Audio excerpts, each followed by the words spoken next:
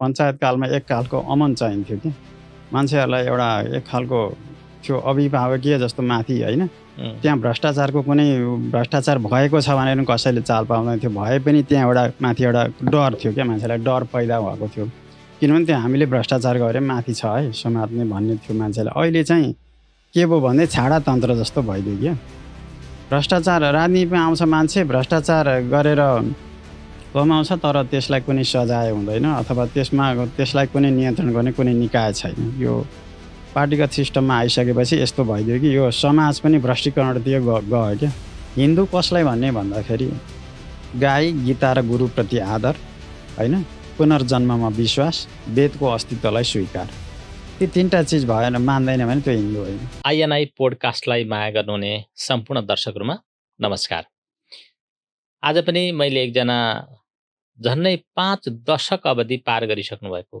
अनुभवले खारिनुभएका विभिन्न समयमा विभिन्न कालखण्डमा नेपालमा भएका गतिविधिहरूलाई नियालिसक्नुभएका एकजना व्यक्तित्व हरेराम गौतमका साथमा उपस्थित भएको छु उहाँसँग आज हामी नितान्त समसामयिक विषयमा कुराकानी गर्छौँ हरेराम सर कार्यक्रममा स्वागत छ आराम हुनुहुन्छ नि आराम छु मैले अघि अलिकति चर्चा गरेँ झन्नै 5.5 दशक भनेको झन्नै 60को पुग्न आँट्नु भएको छ यो उतार चढावमा स्वास्थ्य स्थिति ठिक छ नि अहिलेसम्म त ठिकै छ त्यस्तो ठुलो गम्भीर रोगले सताएको आवाज छैन हजुर अब हेल्दी नै छु भनौँ न केही रोग छैन कि केही सानो रोग छन् सानातिना त अब त्यो भइहाल्छ भइ नै हाल्छ अलिअलि सानातिना त त्यस्तो ठुलो चाहिँ त्यो चिरफार जस्तो अथवा ठुलो केस चाहिँ छैन अहिलेसम्म त्यो नहुनुको पछाडि के छ तपाईको स्वास्थ्य ठिक हुनुको पछाडि खानपान हो कि सोचाइ चिन्तन हो कि योग ध्यान हो कि के हो होइन अब म दैनिक अब अलिकति आधा घन्टा 1 घन्टा जति बिहान हिँड्छु पनि अनि अलिअलि अब कसरत पनि भनौँ न अनि स्वास्थ्यकर खानाहरूमा ध्यान दिन्छु खास गरी अब त्यो म चाउती जङ्क फुडहरूमा त्यति इन्ट्रेस्ट छैन रुचि छैन भरसक अर्ग्यानिक चिज खोज्ने मकै भटमास होइन पुराना चिजहरू मकै भटमास अब त्यो अर्ग्यानिक चना गेडागुडी त्यस्ता चिजहरू खाइन्छ त्यसले गर्दाखेरि पनि अब त्यति साह्रो अहिलेसम्म त्यस्तो रोगले छोइहालेको छैन आफ्नै बारीमा उत्पादन गर्न सकियोस् आफैले लगाउन सकियोस् एउटा गाई पाल्न पाइयोस् अनि गाईकै गहुँ अनि गोबर प्रयोग गरेर चाहिँ त्यहीँबाट साग उब्जाउन पाइयोस् अथवा आफूलाई चाहिने जति सम्भव हुनसक्छ त्यो उत्पादन गरेर खान सक्यो भने साँच्चै अर्ग्यानिक हुन्थ्यो होला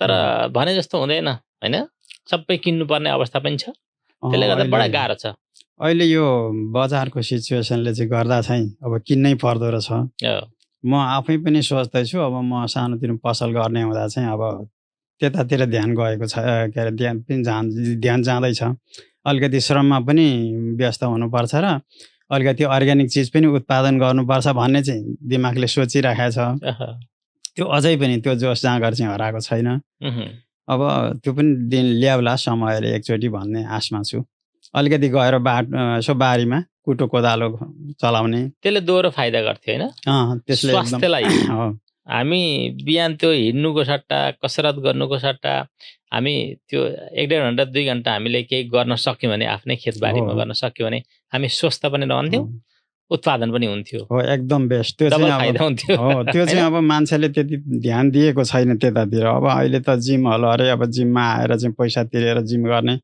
म यसो सोच्छु ती अब मैले त उहाँहरूको इन्ट्रेस्टलाई हस्तक्षेप गर्ने कुरो भएन तर उहाँहरूलाई त्यो जो जिम गर्न जानुहुन्छ उहाँहरूले चाहिँ अब गाडी लिएर आएर जिम गर्नुहुन्छ त्यो गाडी ल्याउनुको सट्टामा हिँडेरै पनि त एक्सर्साइज हुन सक्छ नि मेरो त्यो दिमागले त्यो सोचिरहन्छ क्या अनि हिँडेर पनि एक्सर्साइज हुन्थ्यो होला गाडीमा आएर चाहिँ फेरि जिम हलमा पसेर अनि फेरि गाडीमा जाँदा त्यो के एक्सर्साइज होला जस्तो लाग्छ क्या अनि बरु त्यो गाडी किन्ने मान्छेहरूको पनि त अलिअलि जग्गा जमिन त होला त्यहीँ यसो कुटो कोदालो चलाउँदा त्यही नै एक्सर्साइज हुन्थ्यो जस्तो लाग्छ मलाई चाहिँ अरू ठाउँमा चाहिँ गाडी प्रयोग गर्ने तर जिम खाना आउँदा चाहिँ गाडी प्रयोग नगरिकन हिँडेर आएदेखि हुन्थ्यो भन्ने तपाईँको चाहना भएदेखि हुन्थ्यो त्यो चाहिँ राम्रो हुन्थ्यो कि भन्ने तपाईँको आफ्नो विचार सोचाइ त्यो सोचाइ हुन्छ अब त्यो कसैको चाहना इच्छालाई त मैले रोक्न सक्ने कुरो भएन तर चाहिँ त्यो उहाँहरूको त्यो सोचाइ चाहिँ अब अलिकति कस्तो लाग्छ भने त्यो शौखिन।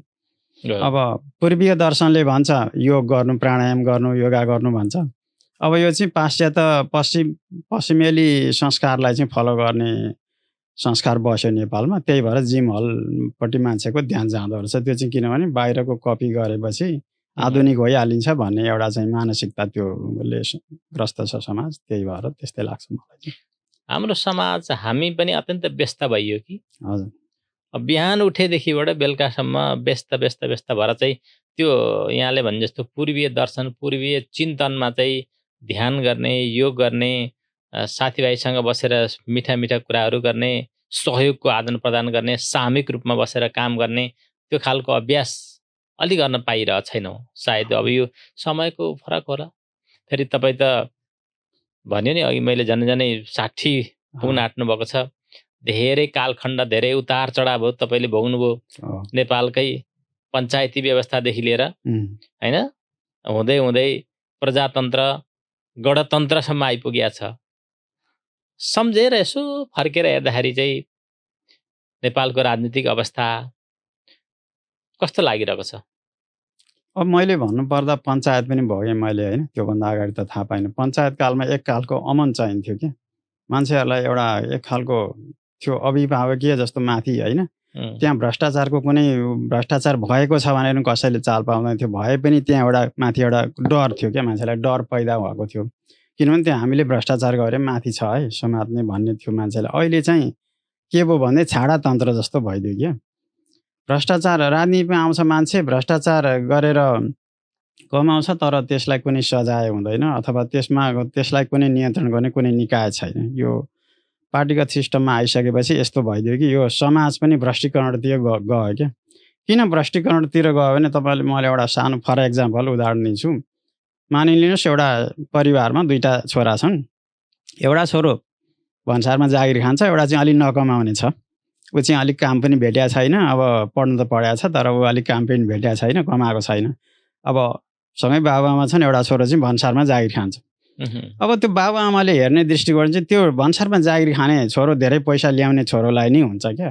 उसले कहाँबाट ल्यायो, कसरी गरिस्, यस्तो यति हो, यत्रो कसरी आयो भनेर बाबुआमाले सोधी खोजी गर्ने। यो कस्तो पैसा हो, कसरी ल्याउँदैछस्, कति छ तेरो भनेर सोध्ने गर्ने होइन। त्यसलाई चाहिँ अलिकति राम्रो दृष्टिकोणले हेर्ने, पैसा कमाउने छोरो भन्ने होइन, त्यसलाई चाहिँ त्यो गर्ने। अनि अर्कोलाई चाहिँ अलिक हेला गर्ने। यो समाजको एउटा साइकोलोजी नै यस्तो खालको छ जस्तो लाग्छ मलाई अहिले यसो बुझ्दाखेरि। त्यसले गर्दा यो समाज पनि अलिकति भ्रष्टीकरणतिर जाँदैछ र अहिले जति राजनीतिमा लागेका नेतृत्वमा भएका व्यक्तिहरू छन् तिनीहरूले जति भ्रष्टाचार गरे पनि यो समाजले सजिलै डाइजेस्ट गरिदिइराखेको छ क्या। फेरि तिनीहरूलाई पनि फेरि के अरे अनुमोदन गरिदिने क्या जनताले। फेरि तिनी भ्रष्टहरूलाई अनुमोदन गरिदिने क्या। देखि थाहा पायो भ्रष्ट छन् भन्ने थाहा पाए फेरि अनुमोदन गरिदिने। यो खालको अहिले जुन मैले भने 2टा छोरालाई, एउटा कमाउने छोरालाई चाहिँ राम्रो गर्ने, अर्को नगर्ने, त्यो हेर्ने दृष्टिकोण पनि त्यहीँबाट अलिकति फरक छ। घरबाटै सुरुवात भयो। भ्रष्टाचार जस्तै गरेर सबैमा त नहोला, केही सचेत अभिभावक पनि हुनुहुन्छ यो गर्नुहुन्न, अथवा यसले चाहिँ हामी भोलिका दिनहरूमा अहिले तत्काललाई चाहिँ राम्रै गरे पनि एउटा नेपालीमा उखान छ नि, त्यो मुतको न्यानो भने जस्तै गरेर त्यो भए तापनि पछि गएर यसले समस्या पार्छ भन्ने कुरा धेरै अभिभावक सचेत हुनेले चाहिँ फेरि त्यो खालको प्रशय दिनुहुन्न। अब पछि देखा जाएगा भने जस्तै गरेर सोच्ने मान्छेले त फेरि उहाँलाई बढी प्रशय दिने होला। त्यही भइरहेको छ क्या अहिले। जस्तो हाम्रो स्कुलिङ पनि जुन अहिलेको स्कुल माध्यमिक लेभलको स्कुलिङ जुन छ त्यो स्कुलिङ पनि अलिकति ठिक छैन। करिकुलम पनि त्यस्तै छ भन्छु म चाहिँ। एउटा सानो बच्चालाई मथिङ्गलबाटै म इमान्दार बन्न सिक्छु, म सडकमा फोहोर फाल्दिनँ होइन, म इमान्दार बन्ने प्रयास गर्छु, म कसैको ऋण खाएको ऋण तिर्छु भनेर उसलाई सानैबाट मथिङ्गलमा घुसाइएन भने उसले त त्यस्तो खालको जानेको हुँदैन। अनि उसले जे सिकायो त्यही सिक्ने हो। त्यो स्कुलिङ पनि बदलिनुपर्छ अहिले जस्तो लाग्छ मलाई। जुन स्कुलिङ छ अहिलेको जुन समाजको सोसाइटीको जुन स्कुलिङ छ, पाठ्यक्रम जुन छ, करिकुलम जुन छ, त्यो पनि बदलिनुपर्छ। नबदलिएसम्म यस्तै हुन्छ। करिकुलममा त धेरै कुरा समेटिएको छ, तर व्यक्तिभित्रको त्यो गुण, व्यक्तिभित्रको त्यो चरित्र फरक हुन्छ क्या। जस्तो हामी हाम्रै घरभित्र पनि ससाना नानी बाबुहरूलाई चाहिँ हामी यो फोहोर चाहिँ डस्टबिनमा राखौँ है, हामीले जहीँ त्यहीँ फ्याल्नु हुँदैन। अझ भनौँ न तपाईँ हाम्रा साना नानी तपाईँका त नाति नातिना पनि छन्। विद्यालयबाट फर्केर आइसकेपछि आफ्ना कपडा चाहिँ हामीले खोलेर सही ठाउँमा राख्नुपर्छ है भनेर सिकाउने हो भनेदेखि ऊ आफै आउँछ, खोल्छ, ठिक ठाउँमा जुत्ता ठिक ठाउँमा राख्छ, मोजा ठिक ठाउँमा राख्छ, कपडा ठिक ठाउँमा झुन्ड्याउँछ होला। तर हामीले कहिलेकाहीँ के गर्छौँ भन्दै ढोकाबाट आउँदा आउँदै जुत्ता खोल्दै आउँछ अनि हतार हतार प्यार गरेर के माया गरेर हजुरबा हजुरआमा अथवा आमा बुवाले चाहिँ आफैले खोलिदिने अनि आफूले समेटिदिने भने त्यहाँ पनि छ समस्या क्या। त्यहाँ पनि समस्या छ नि। तपाईँले धेरै ठाउँमा देख्नुपर्ने होला, मैले धेरै ठाउँमा देखेका पनि छु। हामीले त्यो खालको ज्ञान, त्यो खालको सिप चाहिँ हामी दिँदैनौँ। अनि फेरि हामी के गर्छौँ, दोष चाहिँ फेरि अर्कालाई दिन्छौँ है राम सर। यो खालको शिक्षा हामीले सुरुवात गर्नुपर्छ भन्ने लाग्छ। पाठ्यक्रममा भएका कुराहरू छन्, प्रयोग गर्ने, डस्टबिनको प्रयोग गर्ने विभिन्न छन्। अब त्यो पाठ्यक्रममा भएका कुरा व्यक्तिले कति समेट्ने, अभिभावकले कति खालको मार्गदर्शन दिने, यो महत्त्वपूर्ण कुरा छ। गजब कुरा गर्दै हुनुहुन्छ। तपाईँले धेरै कुरा भोग्नु भएको छ। तपाईँका आजका ती उतार चढाव, देशको अवस्था, धर्म, संस्कृतिका कुरा पनि तपाईँबाट सुन्न मन लागेको छ। आज तपाईँले भोगेको कुरा, जन्म त तपाईँको कुन ठाउँमा भएको? ताप्लेजुङबाट सुनसरीमा आइपुग्नु भएको छ। त्यतिखेरको ताप्लेजुङको पर्यावरण, परिवेश त्यो कति गजबको थियो होला। तर डोर्याउँदै डोर्याउँदै सुनसरीमा, यो घना बस्तीमा, यो अत्यन्तै कङ्क्रिटको सहरमा ल्याइपुर्यायो। केले ताने? समय परिवेश यो यस्तो आइदियो कि अब यो भनौँ न, शिक्षा, अब मेरा पनि 2टा छोराहरू थिए। म त गाउँमै हुर्केको मान्छे। हजुर। अब ती छोराहरूलाई गाउँमा अलिकति राम्रो शिक्षा पनि भएन भनेर उनीहरूलाई पनि अलिकति राम्रो शिक्षा दिउँ, अलिकति बाहिर लाँदा अलिक राम्रो केही शिक्षण भनेर चाहिँ यता आयो। आएपछि अब त्यही हो, गाउँले परिवेशमै हुर्केको मान्छे म त। हजुर। अब यो बजारको अस्तव्यस्त, गाडीको कोलाहल, मलाई अहिले कस्तो लाग्दैछ भने गाउँ नै ठिक रहेछ कि क्या हो जस्तो पनि लाग्छ घरिघरि। यो कोलाहल होइन, यो भिडमभिड गर्दाखेरि यो एउटा गाउँले परिवेश राम्रै थियो। हामी त अब सबै बारीमै आफ्नै उत्पादनमा खान्थ्यौँ। अहिले अब सबै कुराहरू चाहिँ बाहिर किन्नुपर्छ। अब किने तापनि राम्रो कुरा पाइँदैन, शुद्ध कुनै पाइँदैन। अब आफूले उब्जाए जस्तो हुँदैन। अनि त्यसले गर्दा पनि म चाहिँ अब त्यो एउटा आफ्नो एउटा थोरै भए पनि बारीमा कुटो कोदालो चलाएर भए पनि, थोरै अर्ग्यानिक भए पनि आफैले उत्पादन गर्नुपर्छ कि जस्तो मनस्थितिमा पुगेको छु। अब त्यो पनि अब त ढिला गर्नु भएन, त्यसो भए त धेरै लामो समय जाँदैन। त्यो ढिला गर्नु भएन, किनकि तपाईँ अहिलेसम्म स्वस्थ हुने कुरा, धेरै चिरफार गरेर चाहिँ बिरामी नपरेको अवस्था, त्यही बाल्यकालमा युवा अवस्थासम्म चाहिँ आफ्नै खेतबारीमा उब्जाएको अर्ग्यानिक खानेकुरा खाएर त होला सम्भवतः। त्यो उकाली ओह्राली गर्दाखेरिको शारीरिक कसरत होला, विभिन्न अङ्ग प्रत्यङ्गहरू चाहिँ सक्रिय रूपमा सहभागी गराएर त होला। तर अब यहाँ त कुजियो होइन। त्यतिखेरको परिवेशमा मलाई लाग्छ त्यो पैसाको त्यति जरुरतै पर्दैन थियो कि। सबै कुराहरू उत्पादन बारीमै आफ्नै थियो त, के जरुरी छ। अब दुध अब घरमै हुन्थ्यो, गाई भैँसी होइन, सब्जीहरू घरमै हुन्थ्यो, सबै कुरा घरमै हुन्थ्यो। पैसाको त्यति जरुरतै पर्दैन थियो। त्यतिखेर पैसा पनि एकदमै भ्यालुएबल हुन्थ्यो त्यतिखेरको। पैसा किन चाहिन्छ त भन्दा हामीलाई सामान किन्नु पर्यो नि त, वस्तु मात्रै। हामी दसैँ तिहारमा चाहिँ नयाँ कपडा लाउनुपर्छ भन्थ्यो, त्यतिखेर चाहिँ पैसाको जरुरी हो।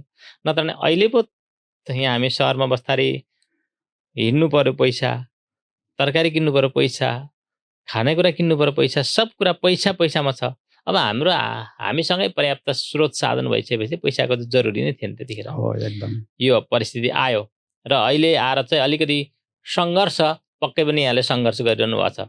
मन मान्दैन होला, यो ठाउँ त्यति उपयुक्त त छैन, तर बाध्यकारी अवस्था छ होइन। अहिले त्यस्तै छ।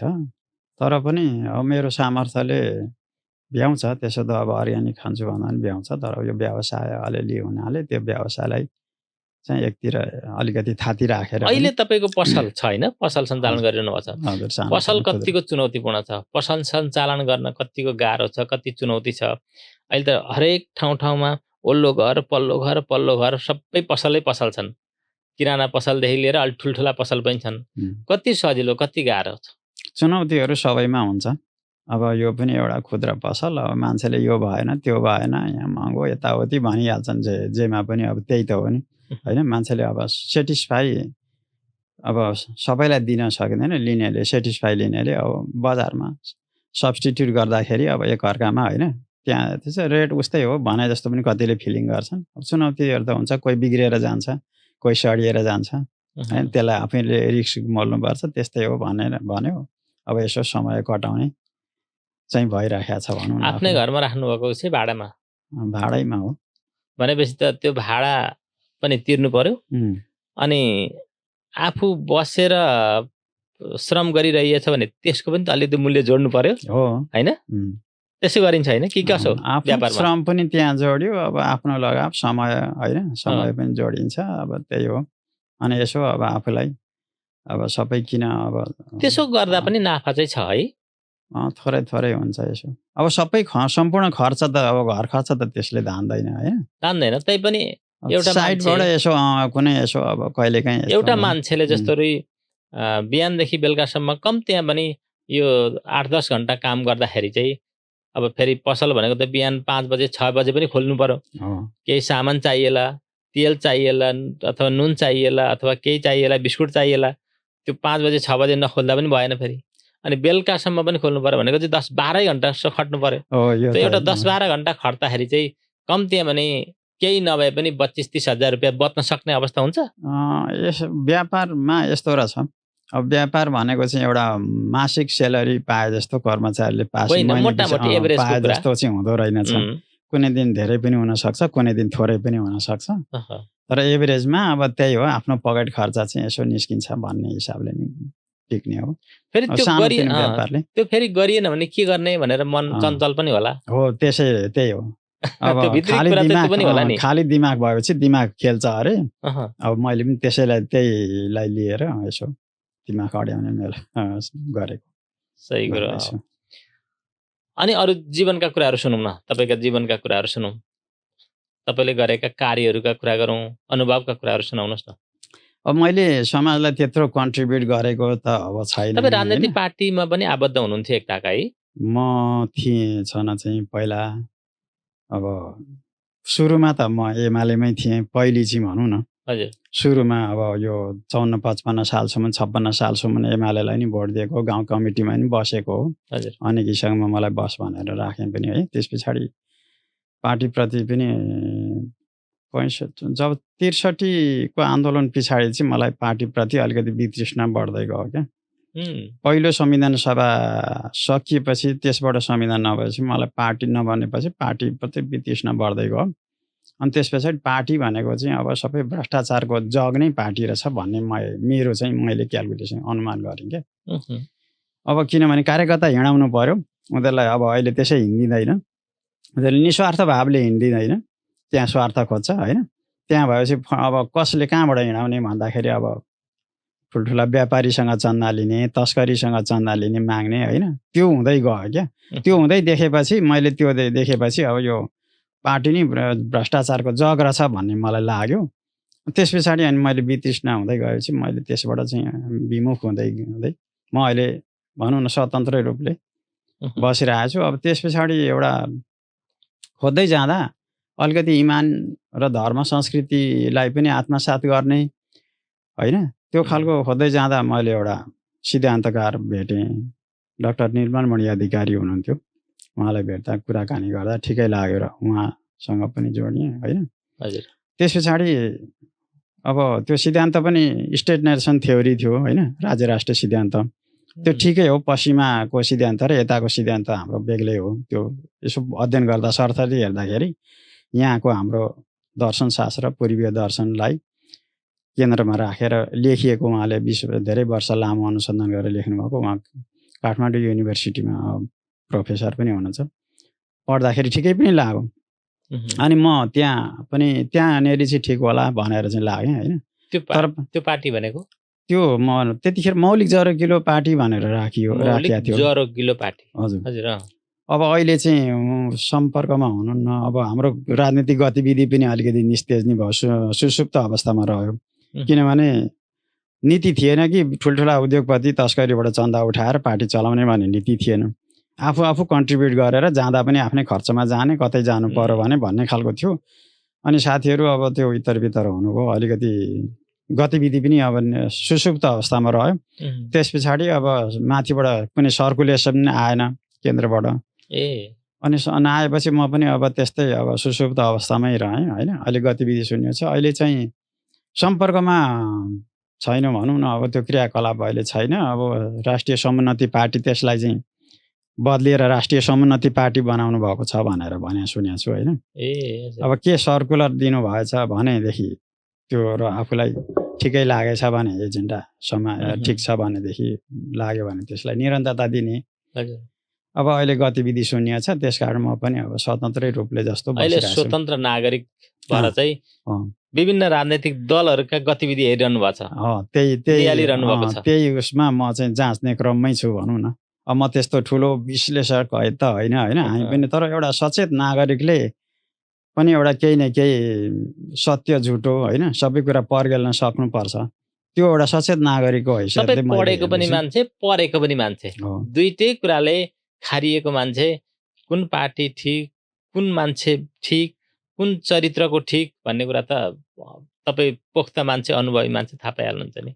अहिले नयाँ नयाँ आइरहेका छन् राजनैतिक पार्टीहरू एकदम धमाधम चलिरहेका छन्। चर्चा परिचर्चा कमाइरहेका छन्। खुब हेर्नुभएको होला समाचार सुन्नुभएको होला। घन्टौँसम्म समाचार हेरेर तपाईँ बिताउनुहुन्छ होला। के छ भन्नुहोस् त। होइन समाचार अब यस्तो हो सबै समाचारहरू सत्य पनि हुँदैनन् होइन।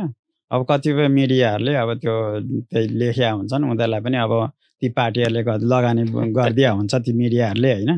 अब कतिपय विदेशी फन्डले लगानी गरिदिया होला कतिपय यी पार्टीहरूले लगानी गरिदिया होला अहिले चम्केका पार्टीहरूले होइन।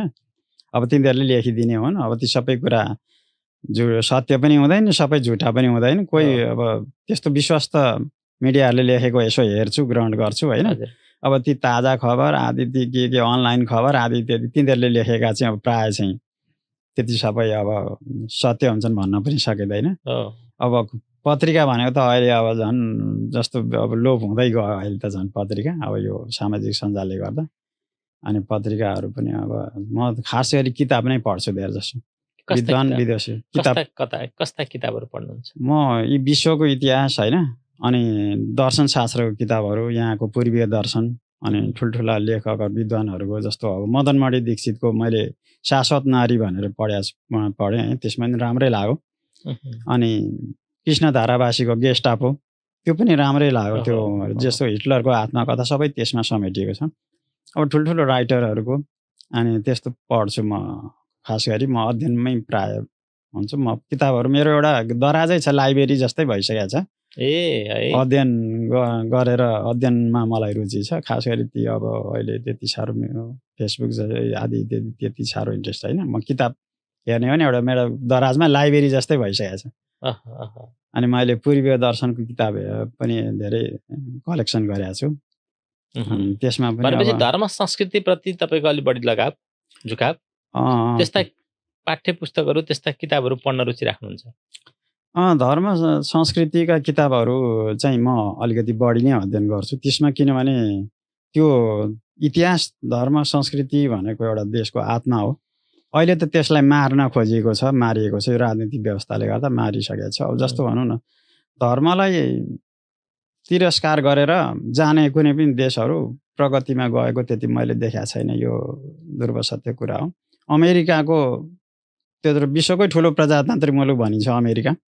त्यसले पनि आफ्नो नोटमा करेन्सीमा वी ट्रस्ट इन गड भनेर लेखेको रहेछ मैले यसो हेर्दाखेरि।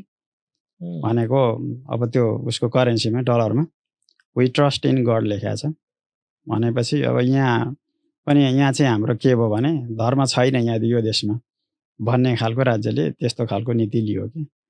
त्यसले गर्दा अहिले यो मलाई लाग्छ धर्म संस्कार संस्कृति बिर्सेर चाहिँ देश अगाडि जान सक्दैन।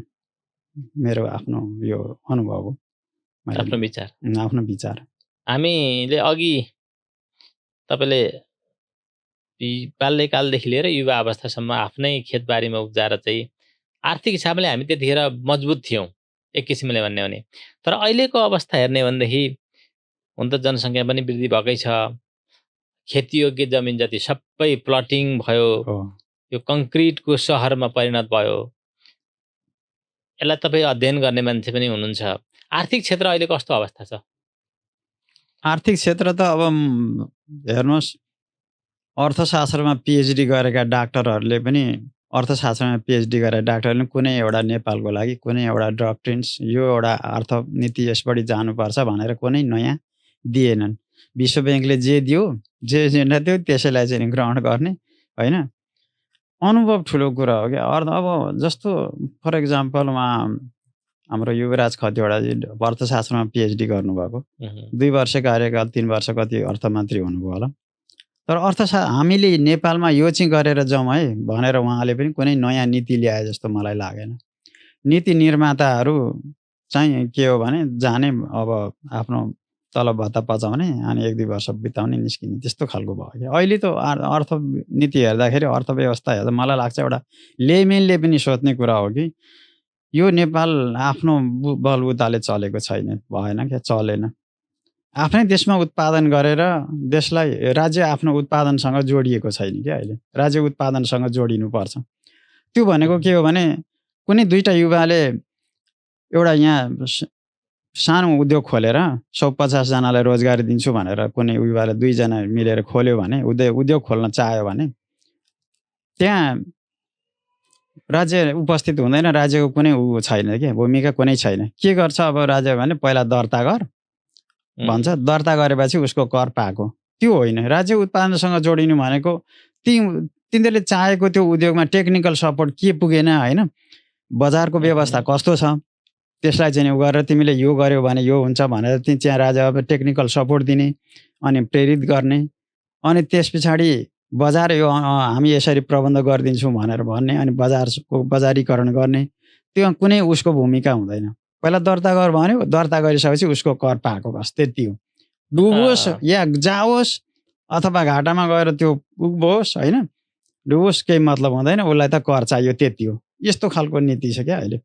त्यसले गर्दा राज्य उत्पादनसँग जोडिनुपर्छ, तब मात्रै यो देशमा जस्तो कुनै पनि देशको हामी छिमेकी मुलुक भारतका विभिन्न प्रान्तहरूलाई हेर्ने भने होइन, नेपालले सिकोस गर्न सक्थ्यो नि त होइन, गर्थ्यो।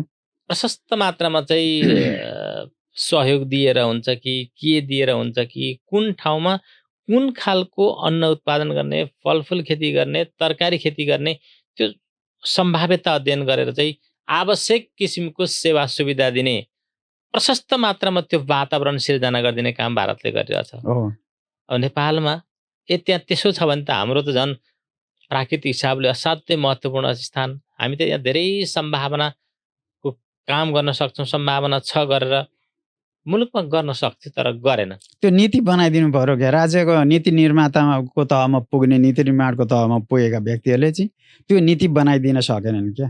खालि त्यहाँ जाने अब चाहिँ केले प्रभाव पार्यो होला तपाईँको विचारमा चाहिँ केले प्रभाव पार्यो? मलाई लाग्छ कि यो यस्तो भयो देश हाम्रो यो दरिद्री त्यो ठाउँमा पुगिसकेपछि मैले चाहिँ कम्तीमा पनि यति काम गर्छु, म यति काम गरिदिन्छु अथवा भोलि गएर चाहिँ म यो समय एउटा निश्चित समय सीमासम्म रहने हो, त्यस पछाडि म रहन्न, तर यसको लागि चाहिँ म यति गरिदिन्छु भनेर एउटा इतिहासमा नाम लेखाउन चाहने पनि त हुन्थ्यो होला नि।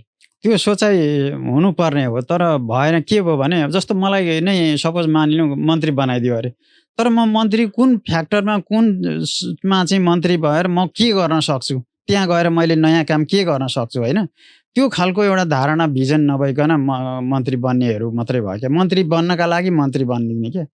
त्यस्तोले गर्दाखेरि उनीहरूले त्यो कोइराको जस्तो के गर्ने अनि 2-4 महिना मन्त्री खाने निस्किने होइन। त्यहाँ त अब दोस्रो मान्छे पनि हुन्छ, थर्ड पर्सन हुन्छ। अब ब्युरोक्रेसी छ, त्यो ब्युरोक्रेसीले पनि अब कुनै त्यस्तो राम्रो भूमिका खेले जस्तो मलाई लाग्दैन। त्यो नेपालको ब्युरोक्रेसी पनि अलिकति सही लाइनमा छैन। किन भन्नुहुन्छ भने अब त्यो फाइलमा हस्ताक्षर गर्ने त उनीहरू नै हुन्छन् होइन, मन्त्रीले भन्दा ब्युरोक्रेसीकै मान्छेले हस्ताक्षर गर्नु पर्यो त्यहाँ त होइन। अब विश्वमा अब भनौँ न ऋण लिँदा पनि वैदेशिक ऋण लिँदा पनि त्यहाँ के हुँदो रहेछ भने अर्थ मन्त्रालयको अर्थ सचिवले साइन गर्नु पर्यो, हस्ताक्षर गर्नु पर्यो त्यहाँ सचिवले। यो ऋण लिनु हुँदैन, यसरी जानुपर्छ, ऋण धेरै लिएर देशले गाह्रो हुन्छ धान्न भन्ने खालको हुँदै भएन। अब क्याबिनेटले डिसिसन गर्यो, ल लिने ऋण साइन गरिदियो, सक्यो। अब त्यसले गर्दाखेरि यो के हो भने हाम्रो मानसिकता नै दरिद्री भइदियो क्या। अर्काकोमा आश्रित हुने, अब जति दिन्छन् दाताहरूले त्यही माग्ने, थाप्ने, खाने। राज्यको चाहिँ उत्पादनसँग नजोडिएपछि यस्तै सधैँभरि हुन्छ क्या। राष्ट्र परनिर्भर हुनुपर्ने अवस्था छ। परनिर्भर बनाइदियो क्या। अनि परनिर्भर भने यो परनिर्भर हुने बित्तिकै अन्य मुलुकले चाहिँ हेप्ने कुरा, हो। अन्य मुलुकले चाहिँ जे भन्नु त्यही गर्नुपर्ने बाध्यकारी अवस्था, यो त पक्कै पनि छ नि। हो, त्यही भइरहेछ अहिले। जति यसरी पराश्रित भयो नि, उनीहरूले हामीलाई हेर्ने दृष्टिकोण बाहिरकाले बेग्लै हुन्छ क्या। हामीले हाम्रो देशको उत्पादनलाई प्रशय दिएर, प्राथमिकता दिएर, होइन, उत्पादनमा नहुने त होइन नि। हाम्रो देशमा सबै उत्पादन हुन्छ, भयङ्कर उत्पादन। सबै। उत्पादनको हिसाबले त मुलुकको लागि त अब यो विश्वकै लागि पनि एउटा अनुकरणीय ठाउँ त हो नि। हो। तर पहाडी के क्षेत्रमा फलफुल उत्पादन सम्भाव्य प्रशस्तै छ, होइन। हामीले एउटा 3टा चिजलाई मात्रै पनि बाहिर अन्तर्राष्ट्रिय क्षेत्रमा यो चाहिँ नेपालको भनेर लान सक्ने भने कफी, होइन, फलफुल, अनि जस्तो अब पशुपालनमा जोड दिएर मासुजन्य पदार्थहरू, होइन। 3टा मात्रै निर्यात गर्ने हो भने त देशले धेरै आर्थिक फड्को मार्छ। तर त्यो नीति बनाइएन क्या, बनाएन। त्यो नीति बनाउन अब कसले रोक्यो? समस्या चाहिँ फेरि के छ भने नि गौतम सर, हामी बिचौलियाको सङ्गुलमा फँसेका छौँ कि। त्यही भयो। अब यो बिचौलियालाई सरकारले चाहिँ एक खालको नियन्त्रण गरिदिएदेखि, अथवा उहाँहरू पनि साह्रै निकृष्ट भएर आफै मात्रै पैसा कमाउने तरिकाले नगरिदिएको भएदेखि, तपाईँले भने जस्तो फलफुल र मासुजन्य, हाम्रो त यत्रो हिमाल पहाड, विभिन्न जङ्गलहरू छन्, कति खसी बाख्राहरू पालेर कति गर्न सकिन्छ। एउटा पाटो भयो। अर्को पाटो भनेको ती हुम्ला जुम्लाका ती रसिला स्याउ, होइन, हामीले खानै पाइरहेका छैनौँ। दुःख लाग्छ। ती कुएर जान्छ। चिया कफीलाई मात्रै प्रशय दिने, कफी वर्षको कति कफी आउँछ नेपालमा, हामी कति उत्पादन गरेर लान सक्थ्यौँ। यहाँ अब यहीँ हाम्रो छेउकै नजिकका कुरा, चियाका कुरा गर्ने भने कति राम्रोसँग कति धेरै उत्पादन गरेर चाहिँ उत्पादन गरेर दिन सकिन्थ्यो। अब हामी अघि यहाँले भने जस्तै गरेर चाहिँ ल चिया उत्पादन गर्दैछ कुनै कम्पनीले, कुनै सहकारीले भनेदेखि त्यसलाई कमसेकम ब्रान्ड बनाइदिने, त्यसलाई लोगो दिने काम। अहिले त तपाईँ कतिको परिचित हुनुहुन्छ, म 2-4 ठाउँमा गएको छु। त्यो कम्पनीलाई चाहिँ सहकारीलाई सरकारले ल तपाईँहरूले सुरुवात गर्नुभयो, राम्रो छ, यसको लागि चाहिँ लोगो लिनुहोस्, ब्रान्डिङ गर्नुहोस् भन्न पनि सकिरहेको छैन। नियममा परिवर्तन गर्नुपर्ने। कहिले जमानाको नियम, त्यसलाई संशोधन गर्ने काम हुँदैन।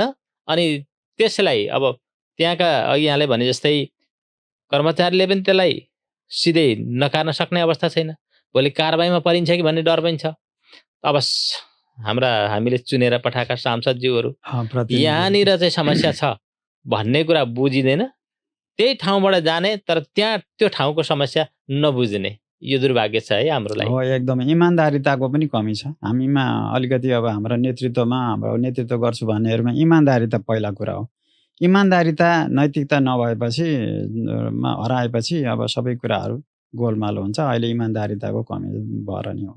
अब मुलुकलाई समृद्धशाली बनाउने भने त आर्थिक क्षेत्र मजबुत बनाउनै पर्यो। त्यसमा पनि हाम्रो सम्भावना के छ, हाम्रो मुलुकको लागि के छ त भन्दा कृषि नै सबैभन्दा महत्त्वपूर्ण छ।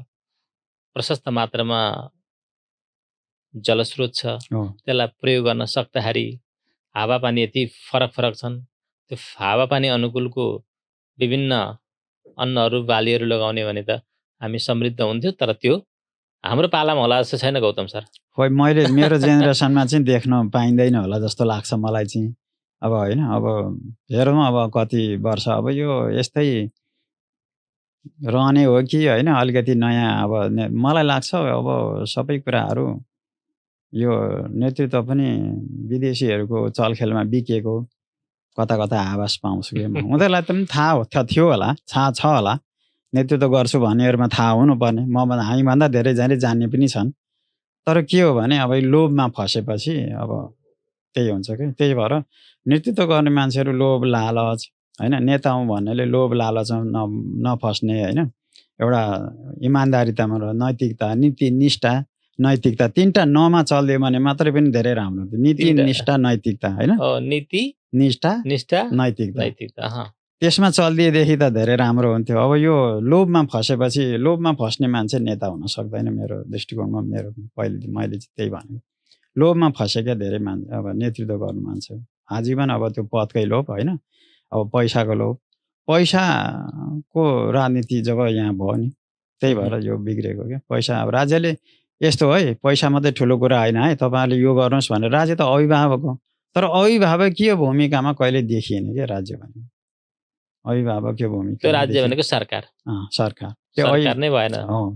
अब एउटा साधारण लेमेन जतिको पनि एउटा चाहिँ त्यो चेतनाको स्तरले होइन, त्यो नेतृत्वमा बस्ने मान्छे त अलिकति चेतनाको हिसाबले त अगाडि जानु पर्यो नि त, अगाडि जानु पर्यो। त्यो 50 वर्ष पछाडि बस्ने मान्छे, नेतृत्व तहमा बसेर काम गर्ने मान्छेको मन ठुलो हुनुपर्छ, अनि दूरदर्शी पनि हुनुपर्छ, त्यो सहन सक्ने क्षमता पनि हुनुपर्छ भन्ने गरिन्छ। यहाँ त यी सबै गुणको अभाव जस्तो देखिन्छ। दण्डहीनता त्यस्तै छ। अब कसलाई दण्ड दिने कसलाई नदिने नेतृत्वले पनि होइन, दण्ड नीति पनि अपनाउनु पर्यो नि त। दण्ड नीति छ, अब दण्डहीनता छ अहिले त। पार्टीमा लाग्यो एउटा ओत लागेपछि जस्तासुकै अपराध पनि छुट पाइन्छ अहिले पार्टीमा लागिसकेपछि, त्यस्तो भइदियो क्या मानसिकता। दण्डहीनता त्यस्तो छ। अनि अब यसले हाम्रो समाजलाई कतातिर लान्छ त? यो यो त अराजक हो। दण्डहीनता हुनु नै अराजक हो मान्छेमा। त्यो खालको अहिले चाहिँ छाडा तन्त्र भइदियो कि गणतन्त्र पछाडि चाहिँ यो छाडा तन्त्र जस्तो। अस्ति एउटा समाजलाई ठुलो असर पुर्याउँछ होइन? एकदमै एकदम। यो यसले गर्दाखेरि मान्छेमा के हो भने डर पैदा भएन क्या। मनुस्मृतिमा एउटा मैले पढेको छु, डर कसैलाई भएन भने यो समाज अराजकतातर्फ जान्छ भनेको छ मनुस्मृतिमा चाहिँ, मैले अध्ययन गर्दाखेरि। अहिले न शासकलाई डर भयो न तल जनतालाई डर भयो। प्रहरी प्रशासनलाई उनीहरूले आफ्नो स्वार्थमा प्रयोग गरिदियो क्या। अब एउटा पक्रेर लान्छ प्रहरीले, अब भोलि माथिबाट फोन हानेर यो त मेरो भोटर हो, यो त मेरो कार्यकर्ता हो, यो त यसले भोलि भोट जित्न सहयोग गर्छ, यसलाई छोडिदिए। अब प्रहरीको जागिर छ, छोडिदिनु पर्यो। दण्डहीनता त्यसरी बढ्यो क्या, आफ्नो स्वार्थमा प्रहरी प्रशासनलाई पनि प्रयोग गरेर। अब अहिले म यसो देख्छु यहाँ बाटोमा कतिपय यसो हेर्छु होइन, त्यहाँ धेरै पछि मेरो एउटा मूल्याङ्कन गाडी आउँछ। यो स्कुलिङ त्यही कारण खराब छ भनेर स्कुलिङ पनि बदलिनुपर्छ भनेको। अब बाटोमा गाडी आउँछ, साइड गाडीलाई मान्छे त्यो विद्यार्थीहरूले त्यहाँ छोड्नेवाला छैन बाटो, उसले कि त रोकेर तरकार लानु पर्यो कि त अब रोकेर स्लो गर्नु पर्यो, त्यस्तो अवस्था। अब के, अनि मैले त कतिपय सरहरूलाई के पढाउनुहुन्छ सर तपाईँहरू, यस्तो छ तपाईँहरूको विद्यार्थी भन्छु म कतिपय। अब उहाँहरू खिस्सा हाँस्नुहुन्छ, के गर्ने होइन। पढाउनु भएको छ उहाँहरूले पनि पढाउनु भएको छ। एउटा साइड लागेर हिँड्नुपर्छ, कसैलाई पनि अवरोध गर्नुहुन्न भन्ने पढाउनु भएकै छ, विद्यार्थीले पनि सुनेका छन्। अनि मैले तर व्यक्तिमा कति कार्यान्वयन गर्ने भन्ने कुरा व्यक्ति विशेषमा फरक होइन। अब सानैमा त्यस्तो मथिङ्गलमा घुसाइदिएको थियो भने त अलिकति सिक्थ्यो होला नि। त्यसै भएर यो स्कुलिङ अलिकति सानैदेखि यो इमान्दारिताको पाठ पढाउने, नैतिकताको पाठ पढाउने होइन, अनि त्यहाँदेखि सडकमा म फोहोर फाल्दिनँ भन्ने कुरा सानैदेखि स्कुलिङ त्यो छ भएन। मैले अस्ति 2-3 क्लासको त्यो किताब हेरेँ, नानी बच्चाहरू किताब हेर्दाखेरि त्यहाँ कुनै कुरा पनि त्यस्तो सिकाएको मैले देखिनँ, लेखेको देखिनँ। उनीहरूलाई 2-3 क्लासको बच्चाहरूलाई त 1-2 क्लासको बच्चाहरूलाई त 1-2-3 1 2 3 होइन, अनि यसो शब्द बनाउने, यसो क ख अक्षर चिनाउने, अनि त्यस्ता खालका नैतिकताका कुराहरू, त्यस्तो त्यो बाटोमा फोहोर नफाल्ने कुराहरू ती सिकाउँदै ठिक्क हुन्छ नि। यति झोलाभरि किताब बोकाएर हिँडाउनु नै पर्दैन। त्यही भएर भने अब एउटा सानो बच्चा बोकिन सक्ने किताब बोकेर हिँड्छ कि उसको दिमागले थाम्दैन नि, थाम्छ? अहिले यस्तो छ क्या अवस्था। अब त्यसलाई बदल्ने कसरी हो, यो बदल्न जरुरी छ। तपाईँले भने जस्तै गरेर हामीमा त्यो नैतिकता सबैभन्दा महत्त्वपूर्ण कुरा। हामी बाटामा हिँड्दै गर्दाखेरि अरूको पनि बाटो हो, अरूलाई पनि प्रयोग गर्न दिनुपर्छ। अथवा भोलि बाटोमा हिँड्दाखेरि मोटरसाइकल अथवा गाडीले कित्न पनि सक्छ है, हामी अलिकति साइड लाएर हिँडौँ भन्ने भावना चाहिँ हरेकमा हुनुपर्छ। कतिपयमा हुन्छ, त्यतिखेर चाहिँ मनमा आउँदैन पनि जस्तो लाग्छ क्या। आजभोलि यो त्यो हुनाले जेनजी समूह भन्ने गरिन्छ नि। यो पछिल्लो समयमा त्यो खालको अलि फरक खालको समूह तुरुन्तै चाहिँ पछिका कुरा नसोच्ने, अहिले चाहिँ रमाइलो गर्न पायो। अब ग्रुपमा छरिएर हिँड्न पाउँदा रमाइलो भयो, त्यहाँ गफ गर्न पाउँदा रमाइलो भयो, त्यहाँ त्यो पाटो मात्रै हेरियो, तर पछिका कुरा है तर यो त हामीले अलिकति लेन तोड्यौँ भन्ने खालको चाहिँ त्यो खालको सोचाइ नभएको पनि अवस्था हुन सक्छ। शिक्षामा अलिकति कमी पनि छ, सुधार गर्नुपर्ने देख्छु म चाहिँ। किनभने मैले पनि 43 सालमा एसएलसी पास गरेको मान्छे होइन। हजुर। अब म त अब धेरै अगाडि त्यतिखेरको पढाइ र अहिलेको पढाइ धेरै चेन्ज परिवर्तन भएको छ। त्यतिखेर अब हामीलाई चाहिँ वाल्मिकी ऋषि कस्ता थिए होइन, अब चाणक्य कस्ता थिए भनेर सिकाइन्थ्यो। अब अर्जुनको चरित्र सिकाइन्थ्यो होइन। अब चाहिँ के अरे वीर अभिमन्यु भनेर नैतिकतामा हामीले पढाएको थियौँ। वीर अभिमन्युको पाठ थियो, मैले त्यो पढेको होइन, महाभारतका वीर अभिमन्यु। अब अहिले त्यो छैन, तिनीहरूको कुनै ऊ नै छैन, के अरे पाठ्यक्रममा त्यो समावेशै छैन। त्यसले गर्दा पनि यो पाठ्यक्रम चाहिँ अहिले हाम्रो देशको भूगोलको, यो हावापानीको, हाम्रो देशको चाहिँ हाम्रो माटो सम्बन्धी शिक्षा भएन क्या। बाहिरकाले घुसाइदिने अनि सबै कुरा बाहिरकै। अब जस्तो फर एक्जाम्पल मैले नै पढ्दा पनि सर आइजाक न्युटनले एप्पल स्याब माथिबाट तल झरो किन झरो भनेर चाहिँ गुरुत्वाकर्षण शक्तिले भनेर चाहिँ हामीले पढाइयो। तर त्यो गुरुत्वाकर्षण शक्ति थियो भन्ने कुरा त धेरै सयौँ हजारौँ वर्ष अगाडि त हाम्रै ऋषिमुनिहरूले पत्ता लगाइसकेका छ। सर आइजाक न्युटन त त्यसपछि धेरै पछाडि जन्मेका हुन् होइन। तर हामीलाई चाहिँ सिकाउँदा चाहिँ यहाँको सिकाइएन कि उताबाट पहिला सिकाइयो क्या। त्यसले गर्दाखेरि पश्चिमी शक्ति जस्तो बाहिरी शक्ति अथवा विदेशी शक्तिले हाम्रो माइन्डमा चाहिँ, हाम्रो दिमागमा चाहिँ के अरे मानसिकतामा प्रहार गर्यो क्या। प्रहार गरिसकेपछि अब यो मानसिकतालाई बदल्न पाठ्यक्रमबाटै माइन्ड डाइभर्ट नगरिकन हुँदैन जस्तो लाग्छ मलाई चाहिँ। माइन्ड डाइभर्ट हुनै पर्छ, तर त्यसलाई स्कुलिङले नै हो माइन्ड डाइभर्ट गर्ने। त्यो खालको सिकाइयो, त्यसले गर्दा हो तर छ भनेर हामीले सिक्यौँ। तर हाम्रै ऋषिमुनिहरूले गुरुत्वाकर्षण शक्ति त त्योभन्दा अगाडि पत्ता लगाइसकेको छ। वेदले नै भनिसकेको छ, ऋग्वेदमा भनिसकेको छ, अथर्ववेदमा भनिसकेको छ। अन्तरिक्ष शान्ति रूप शान्ति र सदा शान्ति र अन्तरिक्षमा पनि शान्ति होस् भनेर भनेको छ होइन। स्पष्टै छ अध्ययन। अब अहिले त्यो अध्ययन कसैले गर्दैन। अनि अब नेपालमा केही थिएन, सबै कुरा उताबाट आएको भन्ने कुरा हाम्रोमा एउटा भाष्य खडा गरिएको छ क्या हाम्रो मनस्थितिमा। तर हामीमा थियो। अब सौरभकै लेख असङ्गति पढ्ने हो भने पनि अच्युतानन्द थप्पले भने एउटा बेलुन पण्डित भन्थे, त्यतिखेर हवाईजहाज उडाउनलाई उनले प्रयत्न गरेको थियो भनेर सौरभले पनि लेखेको छ। त्यतिखेर प्रयत्न गरेको थियो तर अवरोध भयो त्यतिखेर। अब के भयो होइन। त्यसपछि पछाडि विल्बर राइट दाजुभाइले प्लेनको आविष्कार गर्न कोसिस गरे। अब आविष्कार नै आवश्यकताकै जननी हो। आवश्यकता उताबाट पर्यो होइन। उनीहरूले छिटो आविष्कार गरे होलान्, आवश्यकता हाम्रोमा पर्दै थियो होला। तर हामीलाई पनि यहाँ चाहिँ के भयो भने अब त्यही हो, हाम्रोमा केही थिएन, सबै कुरा उताबाट आएको भन्ने खालको चाहिँ हाम्रो पनि यहाँ खडा गरियो क्या। त्यसले गर्दा पनि हामीमा यो मानसिकता चेन्ज हुन चाहिँ एकदमै जरुरी छ। हाम्रो सबै मानसिकता, हाम्रो सोचाइमा, हाम्रो गराइमा, हाम्रो त्यो नेतृत्वमादेखि लिएर सबै माथिदेखि तलसम्म नै त्यो परिवर्तन हुन जरुरी छ। एकदम यतिखेर तपाईँलाई खड्किरहेको छ।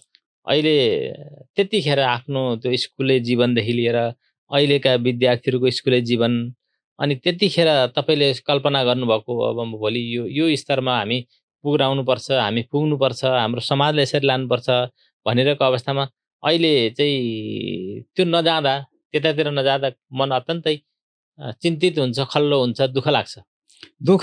त्यो नेतृत्व, त्यो खालको चाहिँ एउटा नीति निर्मातामा हामी पनि पुग्न सकौँ भन्ने खालको उद्देश्य हो। अब त्यसमा त अब यो अहिलेको राजनीतिक उसले गर्दाखेरि एउटा इमान्दार मान्छे कोही आउन पाउँदैन होइन। सबै अब बेइमानहरूको मात्रै अब जमात भएकोमा एउटा इमान्दार व्यक्ति आएर पनि त्यहाँ कसले देख्छ होइन। यो व्यवस्था, यो सम्पूर्ण कुराहरू मैले चाहिँ देखेको सम्पूर्ण प्रणाली नै परिवर्तन हुनुपर्छ अनि मात्रै। अहिलेको यो सबै कुराको प्रणाली, सिस्टम, सबै कुरा चाहे आर्थिक होस्, राजनीतिक होस्, सामाजिक होस्, सबै कुरा चाहिँ चेन्ज गर्नुपर्छ, परिवर्तन गर्नुपर्छ। परिवर्तन भनेको फेरि के त, कस्तो खालको हुनुपर्छ भन्ने कुरा तपाईँ हामीले सोचे जस्तो सबै ठाउँमा कहाँ होला र फेरि? परिवर्तन भनेको यो चिल्ला बाटाघाटा सबै त्यो मात्रै होइन क्या। घर परिवर्तन भन्नाले घर यतापट्टि छ अर्कातिर फर्किने त्यो पनि होइन क्या। परिवर्तन भनेको चाहिँ आर्थिक रूपले, सामाजिक रूपले हाम्रो मनोविज्ञान, हाम्रो साइकोलोजी सबै कुराहरू परिवर्तन हुनु पर्यो। त्यसलाई चाहिँ स्कुलिङ पाठ्यक्रम पनि त्यही खालको हुनु पर्यो। राज्यले पनि त्यही खालको नीति ग्रहण गर्नु पर्यो, राज्य चलाउँछु भन्नेले होइन। त्यही खालको उनीहरू पनि त्यही खालको अभ्यासमा जानु पर्यो होइन। त्यो अनि मात्रै परिवर्तन हुन्छ क्या। उनीहरू पनि त्यो अभ्यासमा जानु पर्यो, त्यो उसमा चरित्रमा जानु पर्यो। समाज कस्तो बनाउने भने राज्य सत्ताको चरित्रमा भर पर्छ क्या। व्यवस्था त एउटा साधन जस्तो मात्रै हो। तर अहिलेको यो व्यवस्थाबाट चाहिँ सम्भव छैन मैले देखेको यो मेरो व्यवस्थाबाट सम्भव छैन। छैन अब फेरि यो व्यवस्थालाई तोड्न सक्ने सबैको चाहना पनि छैन। त्यो त अब यसो नि देश बनोस् भन्ने चाहिँ प्रायको चाहना छ तर ऊ आफू परिवर्तन हुन सक्दैन क्या यो विडम्बना यो छ क्या परिवर्तन आफू हुँदैन पनि अनि परिवर्तन चाहिँ अरूबाट खोज्छ क्या अरूले गर्दै परिवर्तन हुन्थ्यो जस्तो चाहन्छ अँ, तर आफू परिवर्तन हुन सक्दैन, आफू परिवर्तन हुन चाहँदैन अनि अरूबाट परिवर्तनको अपेक्षा राख्छ अनि हो कहिले हुँदैन। हो त्यही भयो सबैले अरू अरू भनेपछि कसरी हुन्छ हैन? अरूले अरूबाट चाहिँ आफूबाट खोज्छन्। सुरुवात गर्नु हो, पर्यो। संसारलाई बदल्नु छ सुरुवात आफैबाट गर्नुपर्छ भन्ने एउटा छ नि कोटेसन अब त्यो उसले चाहिँ ग्रहण गर्दैन अब परिवर्तन अरूले गर्दैदेखि यसो पछाडि लाग्ने अरूले मेच बनाइदिएदेखि आफू पनि बस्ने होइन अरूले कुलो खन्दै आफू खेतमा सिँचाइ गर्ने त्यस्तो खालको साइकोलोजी छ क्या अहिलेको त्यस्तो खालको पक्कै पनि। मानसिकता छ क्या मान्छेले अब तपाईँसँग कुराकानी गऱ्यो भने त कति घन्टा बित्छ थाहा छैन। अब हामी कार्यक्रमको अन्त्यतिर आइपुग्यौँ। अब ठ्याक्कै तपाईँलाई मनमा लागेका कुरा ठ्याक्कै भनिदिनु होला। म छोटो छोटो उत्तरको अपेक्षा राखेँ। जिन्दगी के रहेछ? जिन्दगी अब खुसी पनि हो होइन अनि अब जिन्दगी भनेको एउटा बाँच्नु मात्रै होइन होइन मान्छे भएर एउटा बिताइसकेपछि समाजमा नि केही योगदान गर्नुपर्छ होइन त्यो खालको एउटा जिन्दगी अब चाहिँ नैराश्यता हुनु हुँदैन प्रफुल्ल होइन अनि यो जिन्दगी चाहिँ अब हामीले पाएको अमूल्य प्रकृतिको उपहार सम्झिनु पर्यो। खुसी कतिखेर मिल्छ? खुसी आफूले आफ्नो काममा सफलता भयो भने खुसी मिल्छ। सफलता भयो काममा सफलता भयो आफूले गरेको सोचेको काममा सफलता भयो भने खुसी मिल्छ। वैवाहिक जीवन लामो समय भयो तपाईँको, विवाह के रहेछ? विवाह एउटा जिन्दगीलाई बाँध्ने होइन अनि घर गृहस्थी गर्ने त्यो एउटा माध्यम हो संसारलाई र प्रकृतिलाई चलाउन प्रकृतिले दिएको कुरा चलाउन पनि विवाह हो। यो संसार सृष्टिलाई चलाउने पनि विवाह हो। सृष्टिलाई चलाउनु प्रकृतिलाई प्रकृतिले दिएको यो निरन्तरता कायम राख्नु त्यो पनि विवाह हो। सन्तान जन्माउनु भनेको आफ्नो वंशलाई कायम राख्नु हो आफ्नो वंशलाई निरन्तरता दिनु र अर्को जेनेरेसन पुस्ता जेनेरेसन। त्यसो भने छोरो नै चाहिन्छ कि छोरी भए पनि हुन्छ? यो अहिलेको हाम्रो समाजमा चाहिँ छोरो नै चाहिन्छ भन्ने मान्छेमा छ तर छोराछोरी जो भए पनि आफ्नो वंश नै हो आफ्नो परम्परा आफ्नो हो आफ्नै एउटा जिन नै हो भन्ने वंश सम्हाल्ने वंशलाई निरन्तरता दिने हो भने त फेरि छोरो चाहियो। वंश निरन्तरता दिनलाई मान्छेले त्यही कारणले छोरो भन्छन्। अहिलेको अब सबैको मानसिकता त्यही छ तर अब हुन त अब त्यही हो मान्छेमा अलिकति धार्मिक कारणले होइन सबै कारणले छोरो भन्ने चाहिँ मानसिकता हो तर मुख्य कुरो आफ्नो जिन खोज्नेले जुन भए पनि छोरी भए पनि त्यसमा सन्तुष्टै बस्नुपर्छ भन्ने छ। अहिलेसम्म आइपुग्दाखेरि जीवनमा यो चाहिँ मैले बिर्सन सक्दिनँ भन्ने त्यस्तो कुनै घटना छ तपाईँको जीवनमा? राम्रो होस् अथवा नराम्रो होस् बिर्सन नसकिने त्यस्तो त मैले खासै फिल गरेको छैन। न दुःख छ न सुखको त्यस्तो एकदमै मन मस्तिष्कमा रहिरहने खालको त्यस्तो कुनै परिघटना छैन त्यस्तो अहिले म जे गर्दैछु होइन सत्कर्म गर्दैछु कसैको ऋण लिएर पनि मैले नतिर्ने मेरो त्यस्तो पनि छैन कसैको पैसा खानु हुँदैन भन्ने मेरो मान्यता हो र म जे गर्दैछु सत्कर्म गर्दैछु जति सक्छु समाजको लागि पनि गर्छु होइन।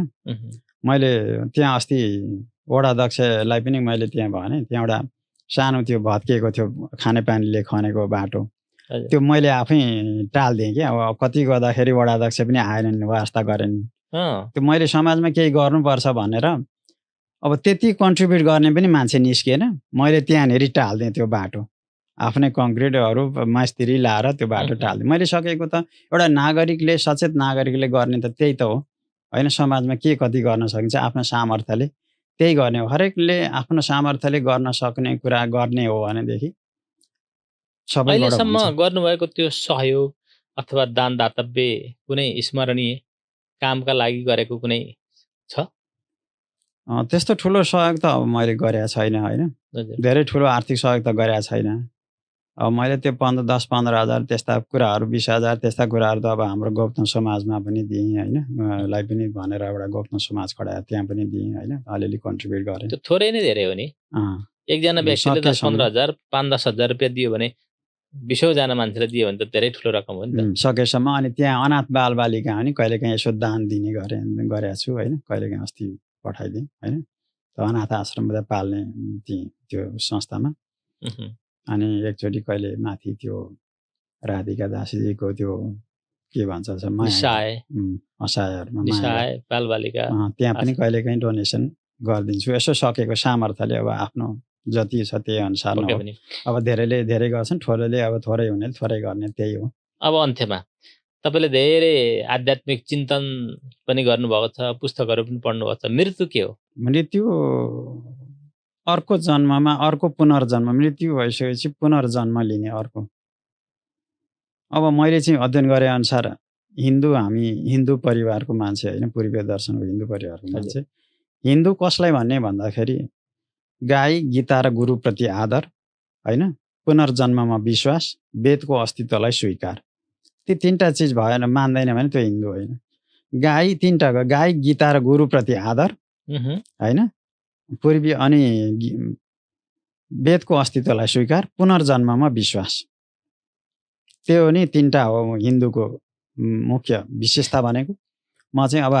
मृत्युपछि पुनर्जन्म लिने त्यस्तो लाग्छ त्यस्तै लाग्छ मलाई तपाईँ फेरि पुनर्जन्म लिनुहुन्छ जस्तो लाग्छ एउटा पुस्तकमा पढ्ने कुरा एउटा हो आफूलाई भित्रदेखि चाहिँ कस्तो लाग्छ त्यो अब मृत्यु त अब नमरी अब एउटा भनाइ नै छ नि नमरी स्वर्ग देखिँदैन भन्छन् होइन अब मृत्यु पछाडि के हुन्छ त्यो त अब हामी मरेर जान्छौँ एउटा चोला भौतिक शरीर नष्ट हुन्छ होइन तर अन्तिममा अब हाम्रो शास्त्रले भने अनुसार पुनर्जन्म नै लिने हो यो आत्मा कतै न कतै बगेर बस्छ कुनै प्राणीमा यो आत्मा चाहिँ गएर बस्छ त्यसले पुनर्जन्म प्राप्त गर्छ भनेको छ अब पूर्वीय दर्शनका ज्ञाता एकजना के हुनुहुन्थ्यो यो दार्शनिक उहाँले पनि त्यही भन्नुभएको छ अब हामी कार्यक्रमको अन्त्यमा आइपुग्यौँ यहाँको जाँदा जाँदै अन्त्यमा केही सन्देश छ भने सुनाऊ अब यो मेरो पनि यहाँलाई मैले अमूल्य समय दिएर यहाँलाई पनि सहयोग उहाँ